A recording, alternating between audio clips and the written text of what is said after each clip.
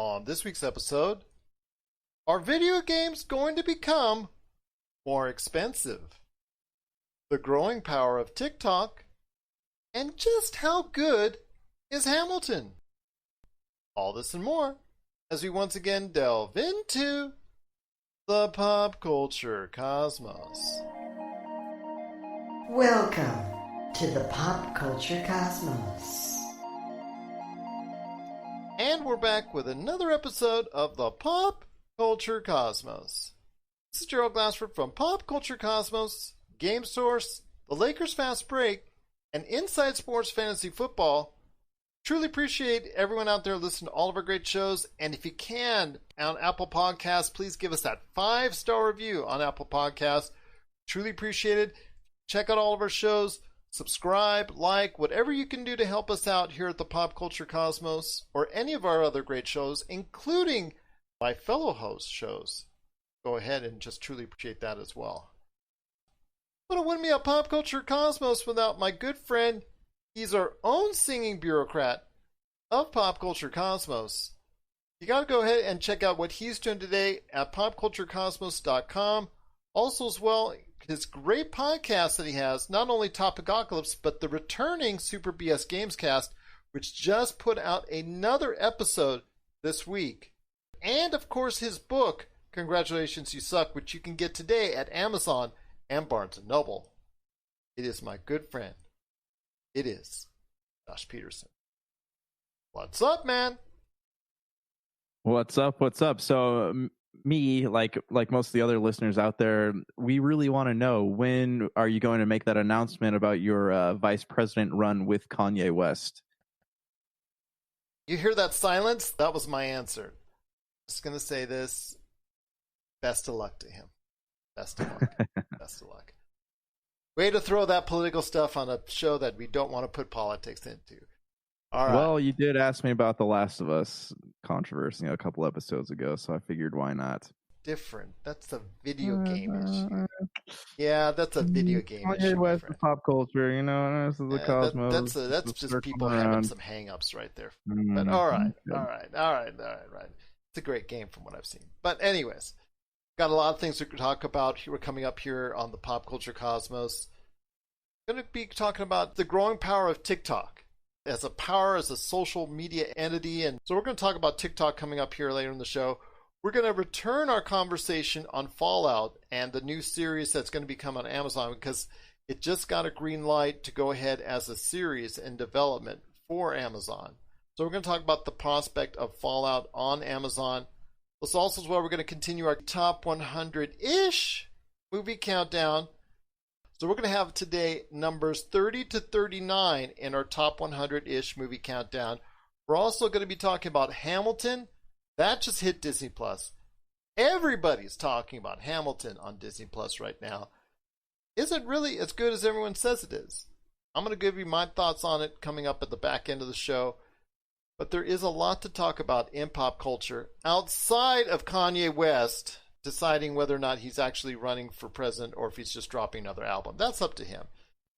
But one thing I am getting concerned about is with this next generation of consoles coming on hand very, very soon in the not too distant future, is the prospect of video game prices possibly going back up again.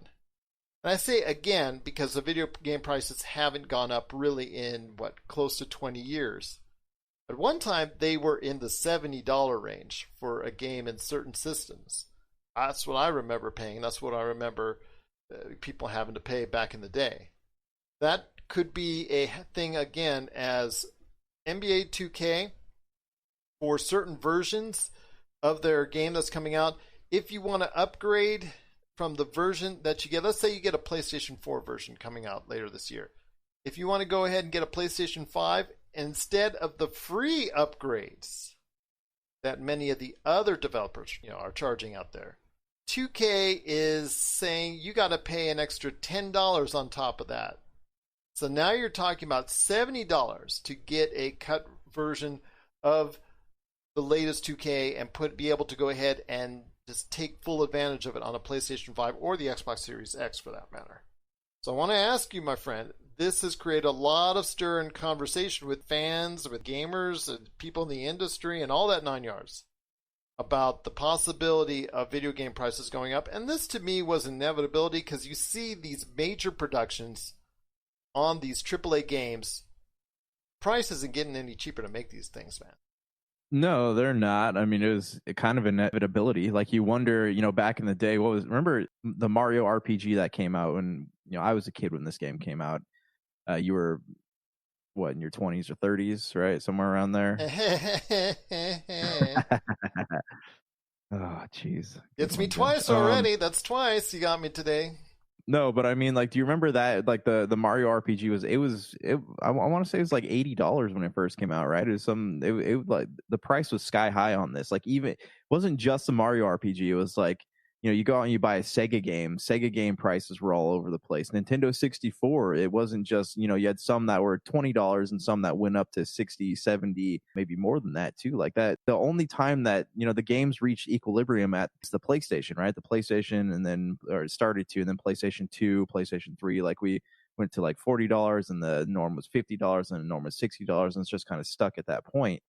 But, it makes you wonder, like with all the, you hear about all the time and effort putting into making these games. You hear about like the burnout and all that stuff. Like it's only a matter of time before like it's going to start costing them more money. With the hours being worked and the talent being poured into these, like it feels like it's not at equilibrium right now. Like they're losing money on these. I know The Last of Us and Final Fantasy VII, like they've sold a whole lot of copies of that, but I mean, what happens to a game that doesn't do that? Like your Cabela games or your let's like your Darksiders games. Like, what happens when games don't make back that money? Like, what do you do? Like, you have to sell things for more money in order to really justify what goes into them. I feel like, I mean, what are your thoughts on it?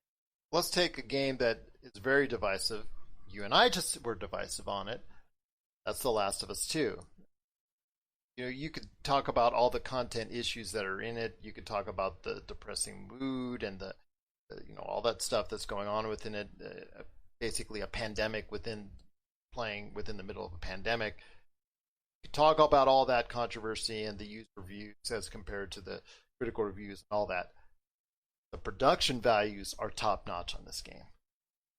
Let's just put that out there. If you are an appreciation of the video game medium as an art, you got to see this as some type of art. Whether you don't like the content, that's beside the point.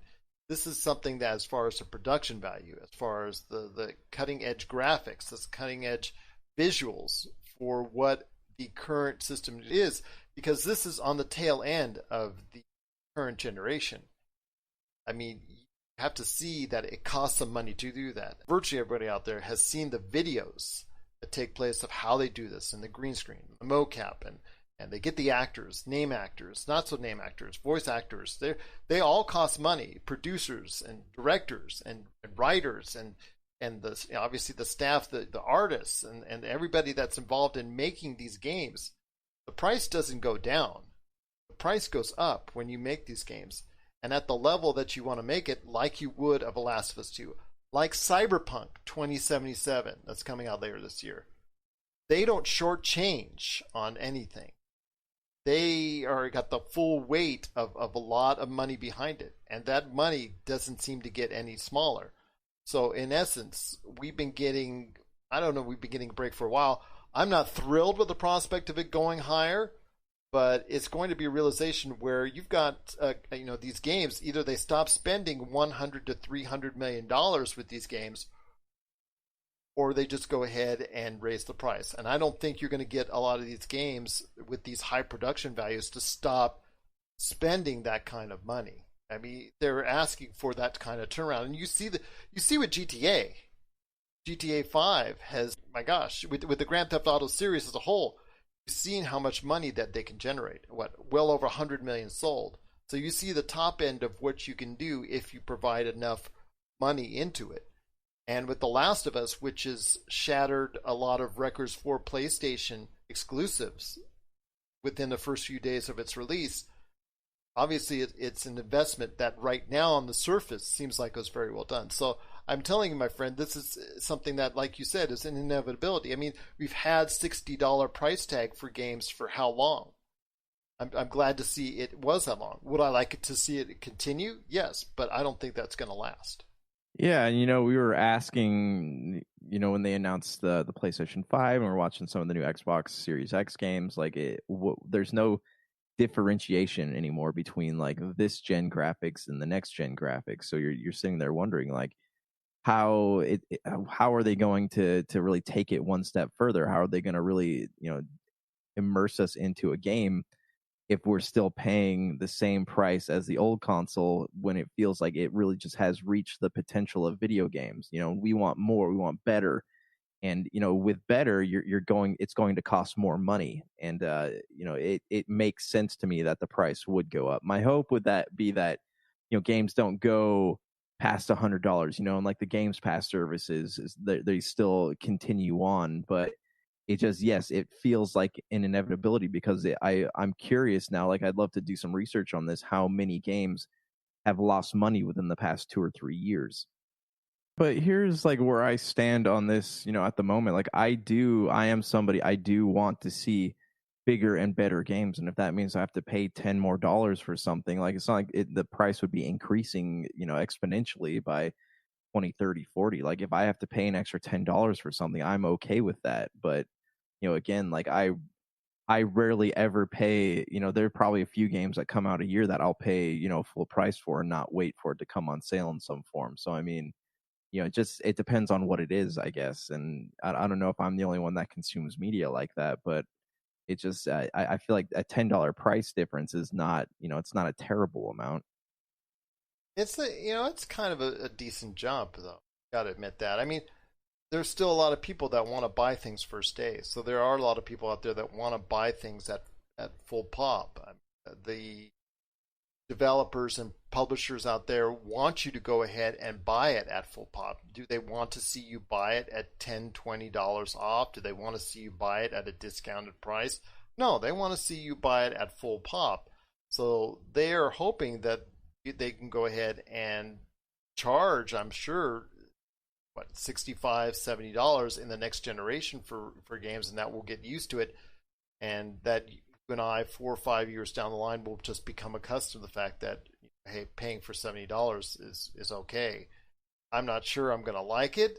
I mean, I had to do it before, way back when, with Super NES and other games at that equal that were $70 to $75 to buy at that point in time. So it's just the way the market's going to be trending, and unfortunately for a lot of us out there, it's not going to be trending in the right direction.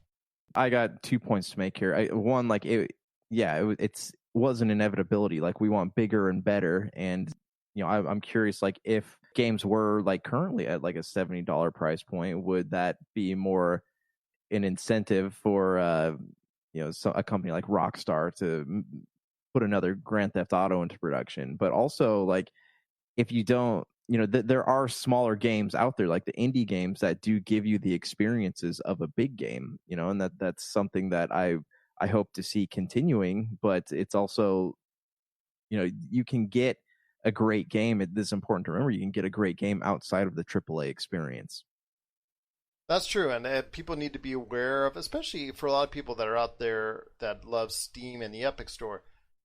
There's a lot of indie games, and of course, people that have the PlayStation and also Xboxes out there, they get their chance and they get their shots at a lot of independent games, and that's great because independent games fill that niche for a lot of people out there that they can't always afford the $60 games when they come out, but the independent games that are out there in a lot of cases can fill a lot of needs for people out there. So I'm hopeful that in this next generation games, you are going to have the $70 realization of probably buying games at $70, but you will still have 20, 30, and maybe hopefully less budgetary priced games that are still of great quality that we can go ahead and enjoy from the indie scene, from smaller publishers, from even larger publishers that are doing what they are with, like, for instance, let's say Star Wars Squadrons, which is coming out at a budgetary price of, what, $39.99 if I'm not mistaken,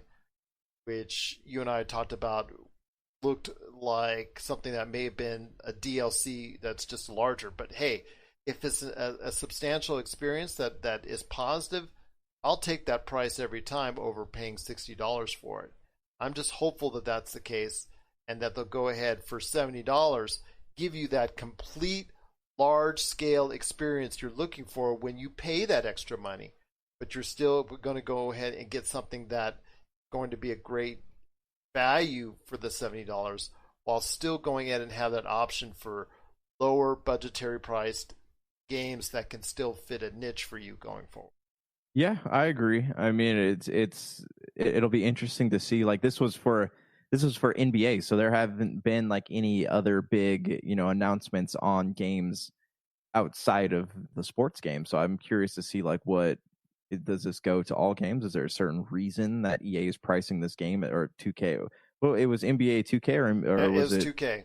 Or why 2K is pricing it at this point? Like, no one had talked about any of the reasoning behind it. So I'm curious to see, is it just this game, or is it going to be all of them? And I'm sure as, Xbox makes their big announcements and all that we'll learn more about that. But, it's all kind of speculation at this point.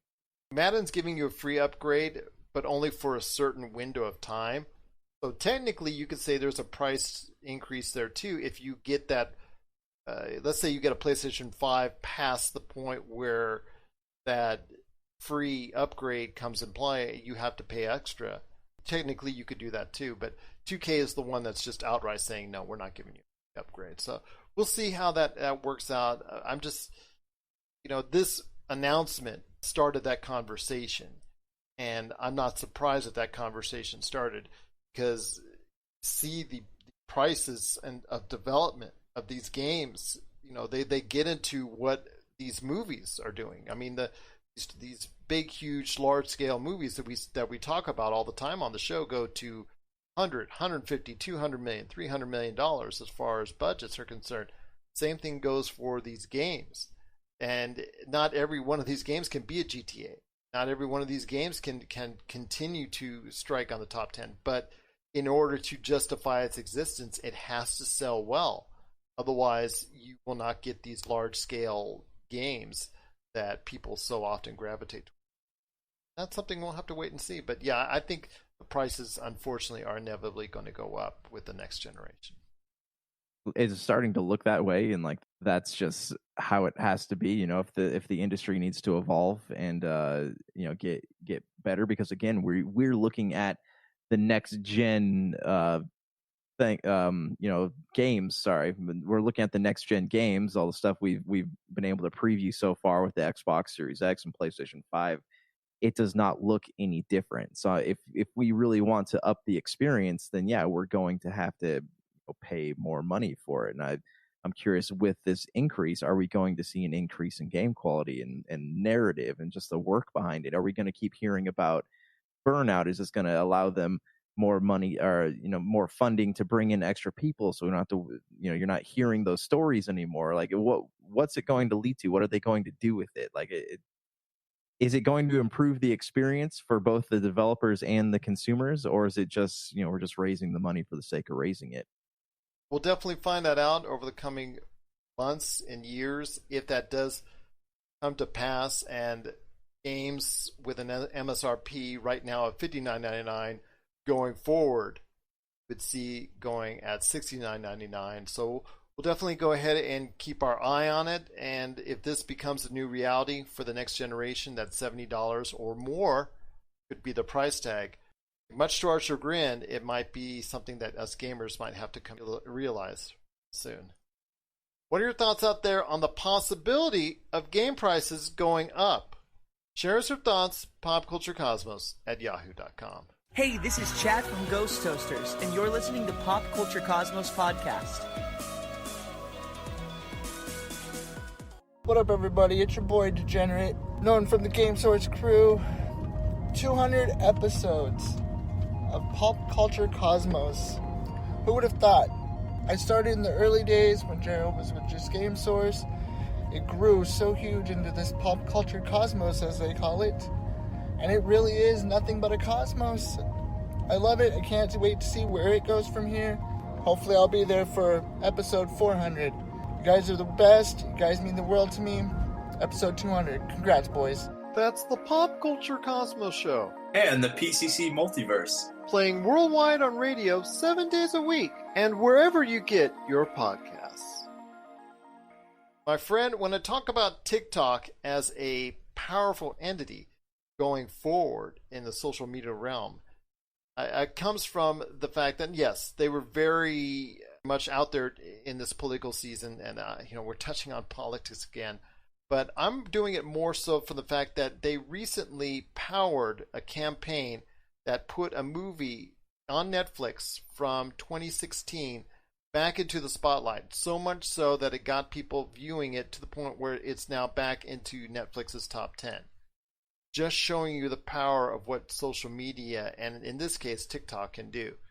TikTok, last year or the year before, people were scared and not wanting to go on it because everybody's watching you with it and all that and all the scare tactics that were out there. And regardless of that, people have gone on and made it into a forum where people can go ahead and connect with each other. So the fear of TikTok has gone away, and now a lot of people are using it as a medium. In fact, if you like Pop Culture Cosmos, please, we're on TikTok as well. So I want to hear your thoughts, man, on TikTok's future as a powerful medium in social media. I mean, we use Facebook a lot here. Facebook is still our preference, but we're not going to say, hey, we're just going to shun everything else, because TikTok, we're seeing, is growing by leaps and bounds. Yeah, it's funny because with TikTok, I've not heard stories, but I mean, like, I've seen people, because originally TikTok was just for dancing and music stuff, but now, like, you're seeing people going on there, like, they're making Vines, they're making videos in the format of Vines, and they're doing cooking videos, and they're doing video game content. Like, the return of Vine. Yeah, but I mean, there's some funny stuff on there, but it really is like it's an alternative to YouTube, I guess. And you just kind of get on there and look at people's videos, and it's like, at first I was like, this is really dumb. I would walk around Knott's Berry Farm and I see like kids setting up their phones and doing like their little dances, and I'm just sitting there thinking, you look dumb. You look really just dumb. Just stop. You look dumb. And the more in all the kids I would teach, a lot of them were on TikTok, and I never cared enough, I thought it was a dumb idea. And then, like, I'm hearing people doing cooking videos. I heard that someone learned how to change their oil from a TikTok video. Like, I guess maybe I need to give it a shot. Maybe I need to get on there, but and I see even like big publications, like Polygon and IGN, like they have TikTok channels now, and it's just one more social media, and like the streaming services, it's just one more in just a bunch that are already overwhelming me. Don't forget Discord also is getting very hot at this point in time. Right, Discord, that's another one that, like, Brett from Topicocalypse, like, we use that to chat sometimes, and there's so many ways to stay connected to people, and it overwhelms me. And we use that right now for the RPG games, whether it's The Lost Mine of Foundiver, or if you catch us now, we're doing weekly Star Wars RPG games, Star Wars Mercenaries, we just started that. Discord, and also TikTok. I mean, TikTok, the power of TikTok has just, by leaps and bounds, it is now becoming a larger and larger entity, and people can't ignore it anymore.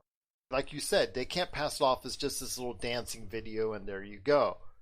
It's now something that could be used going forward as a powerful medium. I mean, one of the execs at Disney just left Disney to go to TikTok, to run TikTok. So that tells you the growing interest as a medium for TikTok. So if anybody out there starts to go ahead and say passes off TikTok as something the kids do, that's underestimating it, and that's underestimating it by a lot.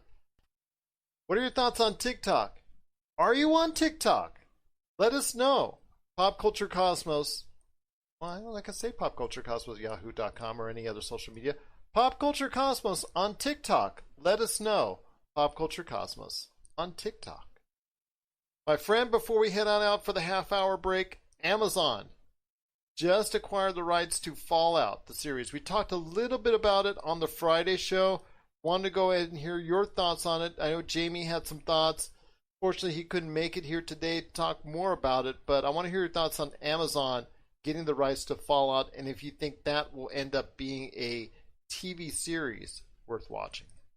It could be good. I mean, I know I think I've talked about this before. I didn't like the second season of Westworld, and I know like it's the Westworld team behind the new Fallout game. I think that it could be done, and it could be really good because they do have the talent to make that happen. Is it going to be based on any of the games? Is it going to be its own timeline? Going to be like a continuation of one of the games? There's a lot of questions there because all we really got was like the please stand by symbol, right, and the music playing in the background. So at this point, I do want more details. I can speculate a lot. I would just hope that like it feels like the world of Fallout. It's not just we're using this title and we're going to write our own drama, because that's what you see a lot of the time with these video game. You have these big producers coming in and making video game based shows. Like it just doesn't feel like it's based on a video game. There are parts in like Walking Dead, for example, that don't feel like they're based on a comic book. So I hope that they'd stick true to the source material and make it not compatible but accessible for people who don't watch the show, but also make it feel like that world is coming to life for people who do play the game. Well, I'm hopeful that it will turn out to be something that a lot of people can enjoy. Like you said, Westworld's up and down. Westworld is up and down as a series, but it's still, since the demise and the end of Game of Thrones, it's been something a lot of people gravitate towards too as a series for HBO fans. I've been up and down with Westworld over the years personally, and I'm not 100% sold that Fallout's going to be a great representation, although I'm not exactly a big fan of the Fallout series, especially after Fallout 76. But the Fallout series, as far as a cohesive storyline, has not been super great. It's been good. The premise is there. The post-apocalyptic story and the climate is there. I'm just not sure that if Bethesda has ever executed it 100%. Yeah, which is sad. I thought that Fallout 3 was good. Fallout New Vegas was okay. Fallout 4 was pretty good. They're just kind of the same thing over and over again, though. So like it feels like you play one Fallout game, you've played them all, and then Fallout 76 came out, and like even the stuff that they had nailed with like previous Fallout games was not working. And I think with Fallout 76, they grossly overestimated what people want from a Fallout property, and that's where they went wrong. And that's kind of my hope that won't happen for the show, because we're moving into this era where video game based shows and movies and stuff are finally starting to be good, and you wouldn't want to put a stick in that movement. I hear you, my friend. Something that I'd love to see more developed is video games on these platforms. And I know Jamie mentioned it as far as Showtime has Halo and Amazon has Fallout, and why is there no Mass Effect? I know we have given an overabundance of time to Mass Effect, but come on, man. Mass Effect as a series, why hasn't that been swallowed up already? I mean, Legendary Films cannot still have the rights to this, can they? I mean, they were going to make a film at one time and they never ended up doing it, but come on. Mass Effect. It's a natural, right? So my theory on that is that there's not a lot of people who want to touch Mass Effect until another one comes out. They're waiting to see, is it going to sink or is it going to fail? Because think about this, if they make a Mass Effect series now, a lot of people are still mad at Andromeda. If they were to make a Mass Effect series right now and the next one ended up not being good, then you're just basically stuck with this property that is just not going to be well received by anybody. So I understand why from Fallout right now, because Fallout 76, the Fallout franchise as a whole is like down lower because of the failure of Fallout 76.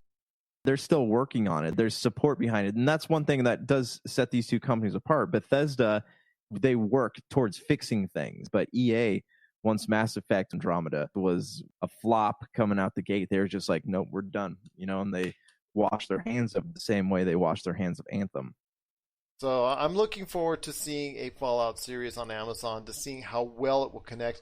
Amazon Prime, this is something you and I talked about in 2016 when we first started doing the shows, how Amazon Prime seemed to be having this video side of the equation as just an add-on, something that was just there. They didn't care about it. They weren't putting money into it. Well, they're putting money into it now with the Fallout series, the tons of money they're dishing out for Lord of the Rings.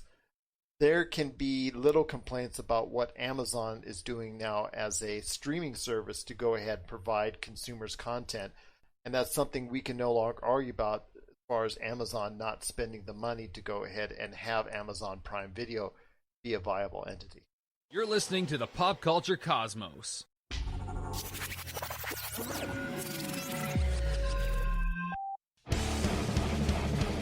Get ready for Kitty Origins Evolutions, the latest documentary from Rob McCallum.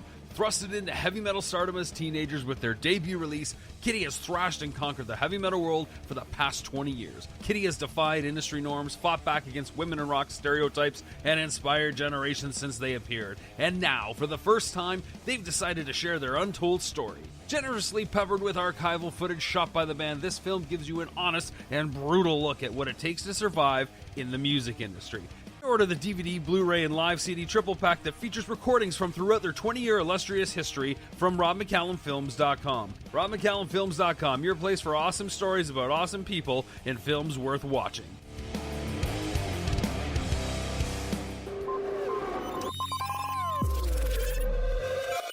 They do put quality into the things that they make, and they have not yet made something that has disappointed me.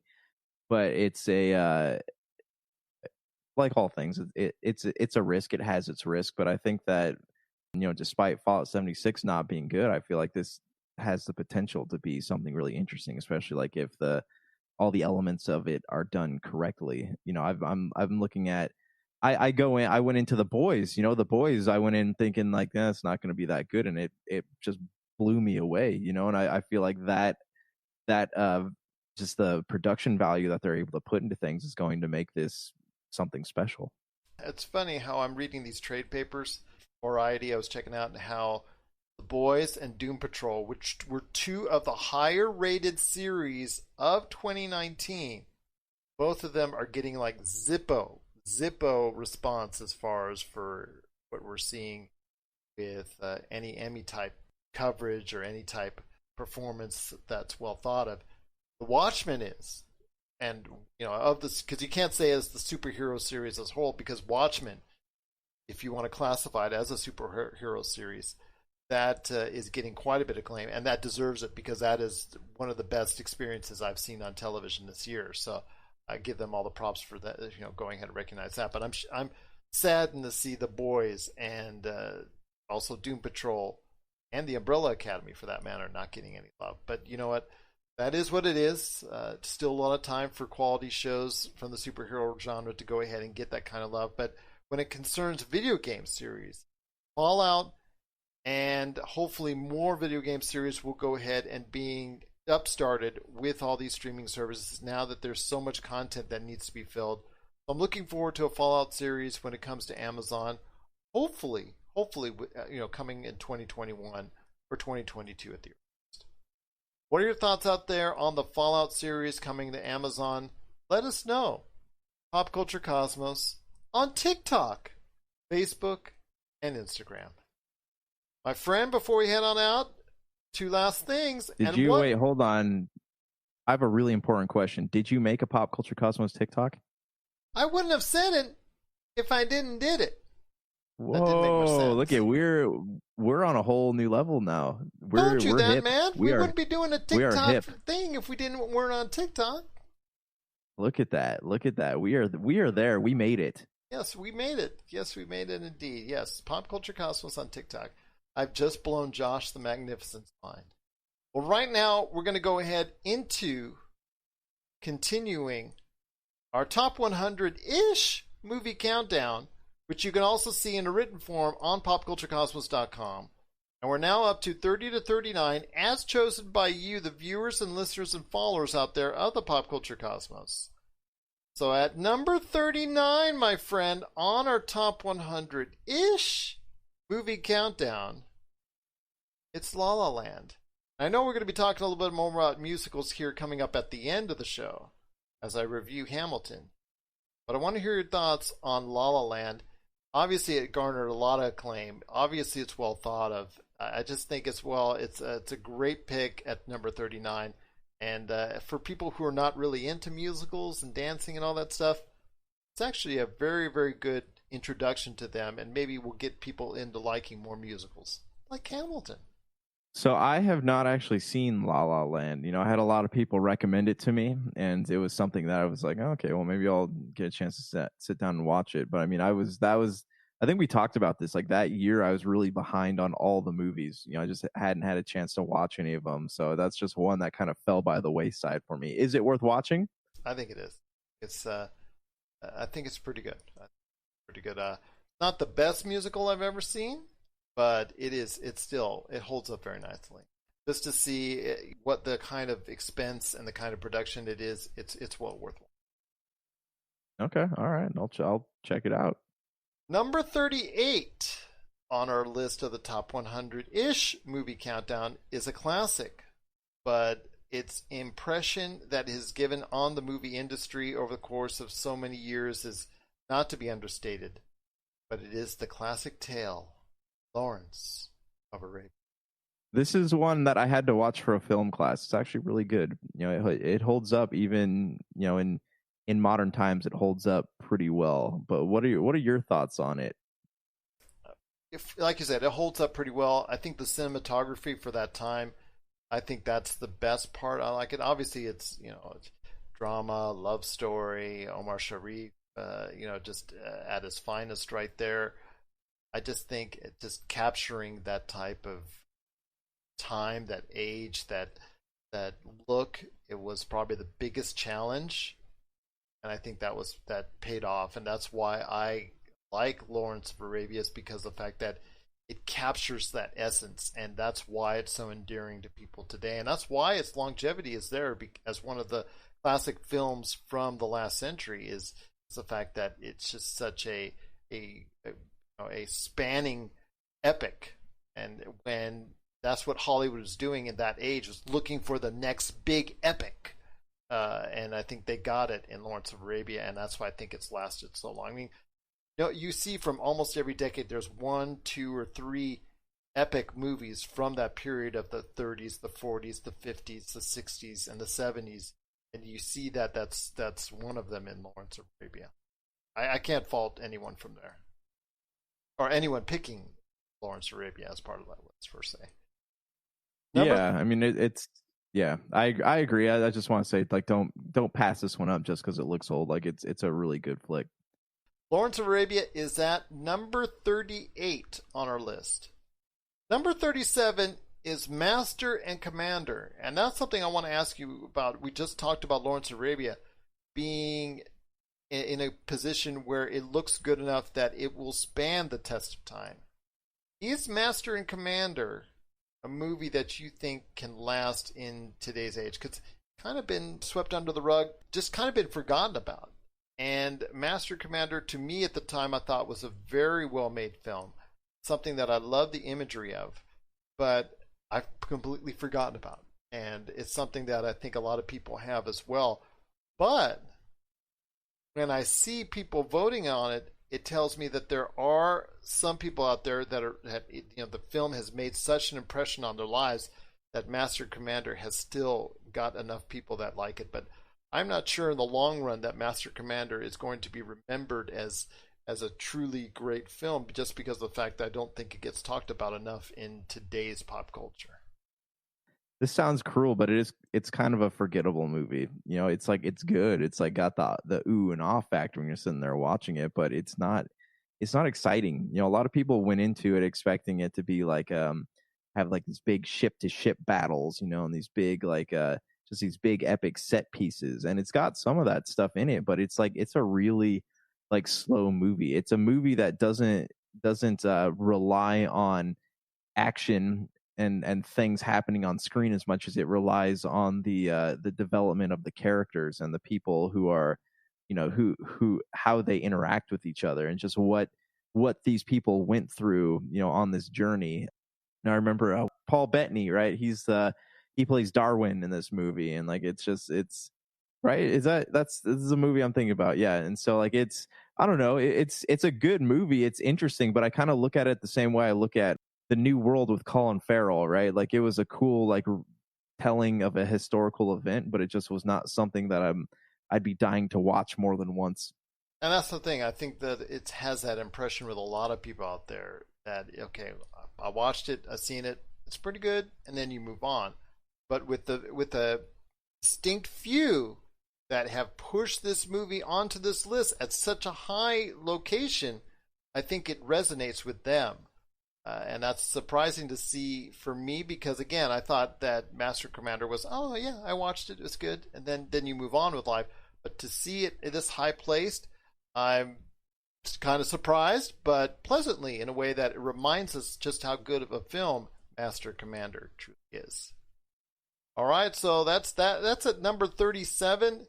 Number 36 is Oh Brother, Where Art Thou? And this is something that it's kind of difficult to explain entirely. Is it a comedy? Is it a drama? Is it something in between? Is this a weird and different adventure that's out there? All I see it for me is it's great performances and something that I think is very entertaining. But if you're into a certain type of film, it's going to be for you. But if you're not into certain types of films, as far as from maybe an artistic standpoint, or maybe the gags have to be right out there for you, that's not going to be the case. This is very subtle in the way it presents itself. And I enjoyed it. But again, it's not going to be for everybody. But I'm glad to see it being well thought of on our list, and it also being in the number 36 position. Oh Brother, Where Art Thou?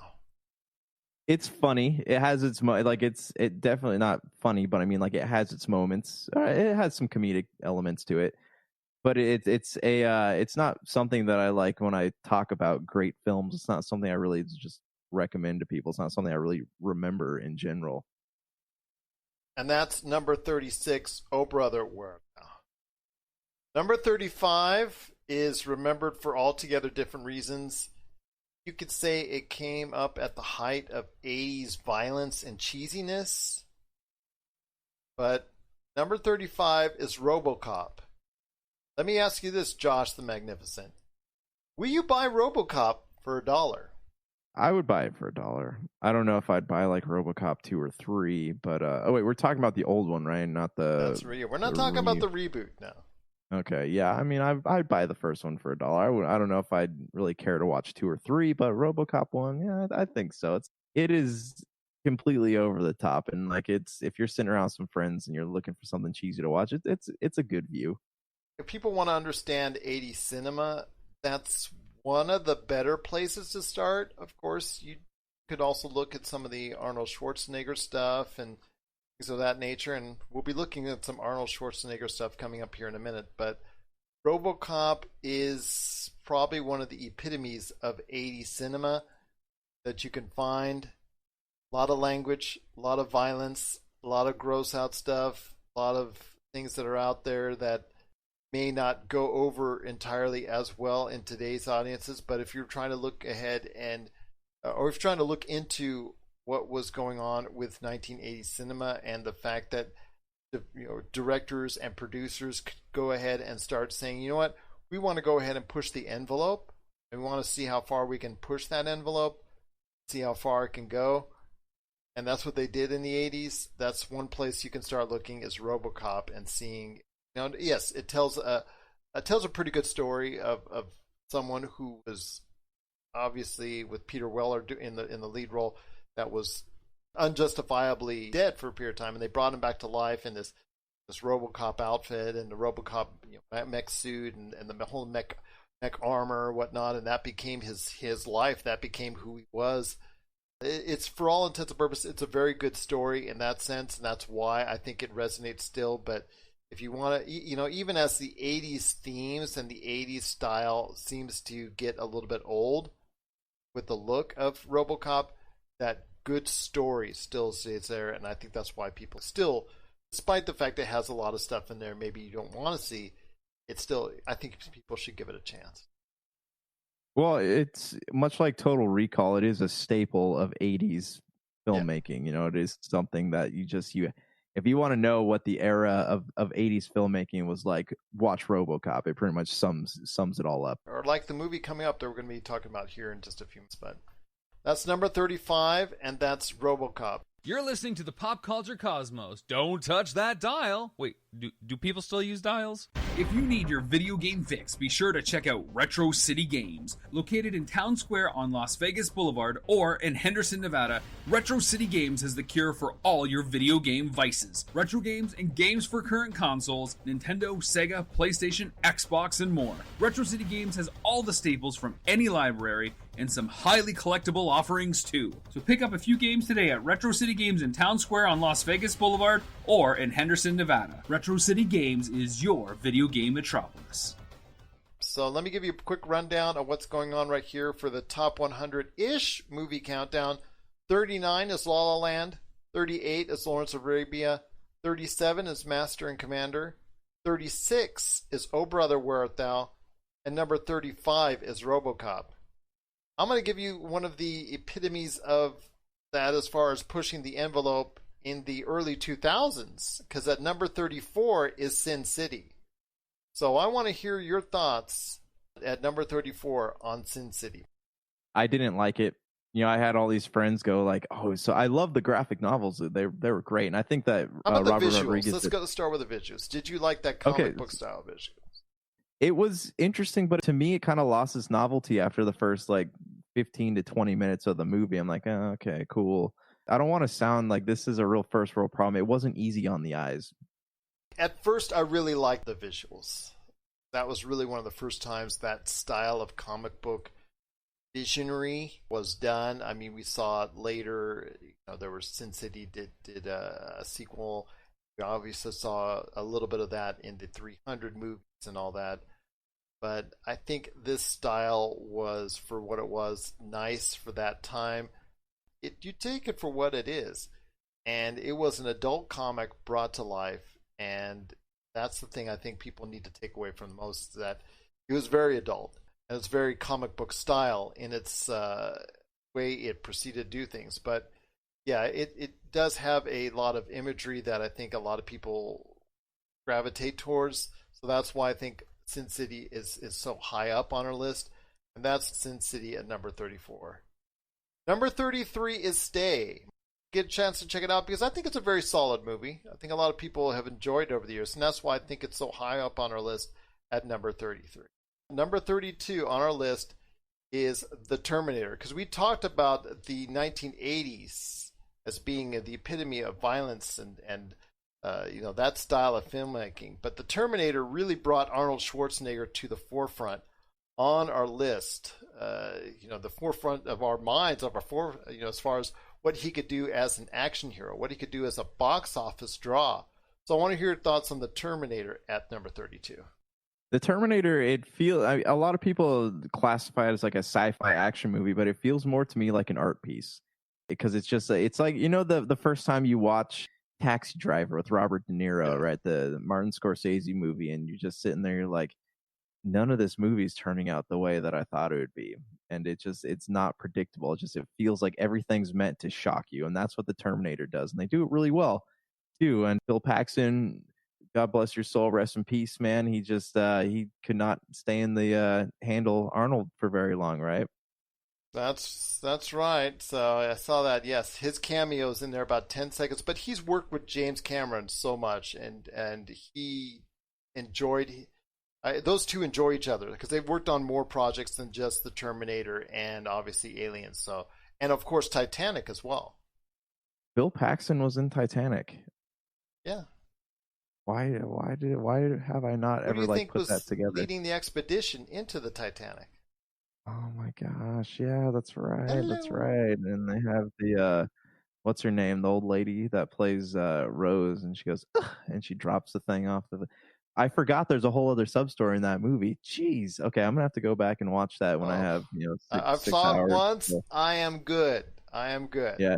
Do you remember when that came out on VHS, right? It was a double pack, and they used to do that with really long movies. I remember The Patriot had one, Titanic had one. It's a pretty long movie. When you have to stop halfway, switch VHS tapes, that's when you know that you're going to need like 4 hours worth of popcorn and candy. Yeah. So that's going to be number 32, and that's The Terminator. And with all of the sayings, I'll be back, and it's garnered a life on its own. Obviously, it kickstarted a franchise that unfortunately died a horrible death in this century with many poor outings, including last year's Terminator Genesis. But again, they're still hopeful for the IP. I think, like I say, you give it a 10-year break, and the Terminator will come back strong in some form or fashion. That's just my opinion. You heard it here, ladies and gentlemen. There you go. 31. There Will Be Blood. 31. Tell me more a little about There Will Be Blood. I drink your milkshake. I drink it all up. Right? That was his name, Daniel Day-Lewis. But Daniel Day-Lewis, just one of the best actors on earth. Yeah. Weird. Yeah. Great actor. Weird movie. It's one of those things where, like, again, nothing about it has this narrative that just kind of just goes whoop, whoop, whoop, whoop. No, there's nothing about it makes any sense. Nothing about this movie. It's really uncomfortable, and I tell that to people and they immediately want to go watch it. So I mean, do what you will, but it's a very uncomfortable movie. And that's 31. There Will Be Blood. So before we go ahead and finish off with number 30, let's go ahead and run down the countdown again. Number 39, La La Land. Number 38, Lawrence of Arabia. Number 37, Master and Commander. Number 36 is Oh Brother, Where Art Thou? Number 35, RoboCop. Number 34, Sin City. Number 33 is Stay. Number 32 is The Terminator. Number 31 is There Will Be Blood. Number 30, the most popular movie of all time, biggest grossing movie in the box office history, which for a while could be the case with the pandemic we're currently going through and the residual effects of that of people not wanting to go into the theater. So this could remain for a while the biggest grossing movie of all time, and that's Avengers Endgame. So tell me, now that you've had a year to digest Avengers Endgame, your thoughts as we close on out this list of 30 to 39 in our top 100-ish movie countdown about Avengers Endgame. I still like it just as much as I did. I mean, I've been of the mind lately to go back and watch, the Marvel films again. Well, Infinity War just popped on Disney Plus, so guess what I did the other day? Watched Infinity. Infinity War is a great movie. And Endgame right behind it. And Endgame, yeah, they're both really great films, and I want to go back and watch these films again. But Endgame it's fantastic. Even just like thinking about it, it still gives me chills. It is a movie that I think will stand the test of time as a movie that accentuated and punctuated this closing narrative for the Marvel Cinematic Universe. For this is the way you get it done. This is the way you close it out. You have virtually everything that you can ask for as far as the big climactic ending, the big battle scene, what happened, the residual effects of what the snap did by Thanos. And it tells that story. It might be a little bit long, might have some gaps here and there where you could have cut it down a little bit on the narrative, but you know what, for the most part is still brilliant filmmaking, and the way and this commitment that so many fans have made over the course of a 10-year period watching these 20 plus films. And I don't think Spider-Man Homecoming should have been the film that you end this phase of the Marvel Cinematic Universe with. I think you should have ended it with Avengers Endgame, because it's just fitting, not only because it's the name of the movie, but because the way the movie is. And it's a great film. It is one of the best in the Marvel Cinematic Universe. It's not my top, but it's in my top 5 right now. So we'll see if it stays there, but it's still very well thought of, and it is, of course, the highest grossing film of all time, and that's Avengers Endgame.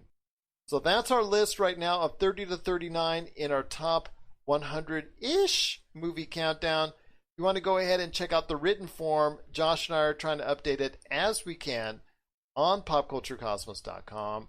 go ahead and check out there. Or you can check out our back episodes to catch the 40s, the 50s, the 60s, 70s, 80s, 90s, and 100 to 104 on our top 100-ish movie countdown on our Pop Culture Cosmos channel, available on podcast outlets.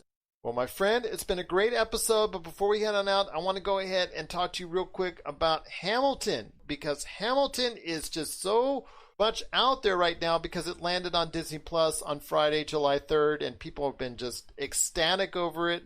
I know you haven't seen it yet. I know you want to see it, but tell me the kind of responses you've seen on social media. What's the word people are telling you? I'm hearing it's good. I'm hearing a lot of. I remember when it came out. This was a few years ago, two or 3 years ago, where the people were going to see this play, and like I remember people like just singing the soundtrack nonstop. So I mean, it must be good. It must be good. It must have some catchy tunes. I feel like it's something I need to watch at some point. But you've seen it, and I want to know your thoughts. It's really good. It is really good. It is still shot in a way that I think could have been better. I know it was shot over a period of 2-3 nights, so it wasn't all the same night. I would have liked more close-ups when it comes to those emotional parts or those really awesome solos that they're giving during the course of the film. But I was really impressed by it. I really think it's worth a second, third watch for people out there. I think people will enjoy it. I'm surprised it actually is on Disney Plus because it has some lines and some themes that are suggestive out there that I was very surprised Disney said, yeah, we're going to go ahead and sign off on that, because it gives me faith that they will hopefully do the right thing and combine Hulu and Disney Plus at some point in time, which I think they should do still, and I'm going to say it ad nauseum. But it was kind of surprising to see that some of the lines that were in that movie or that are in that musical allowed by Disney Plus, because it is some of the most risque things that have been said on Disney Plus platform. So, but I want to go ahead on the performances, and Daveed Diggs, yeah, I'm going to be like the 9 millionth person out there that says he was awesome in the film, because he was awesome in the film. He was great. The guy who plays King George, Jonathan Groff, that's what, because I was looking at his name right now on IMDb. He was outstanding. That guy blew it out of the water too, because you could see he loved every second of playing that role. So yeah, he was awesome.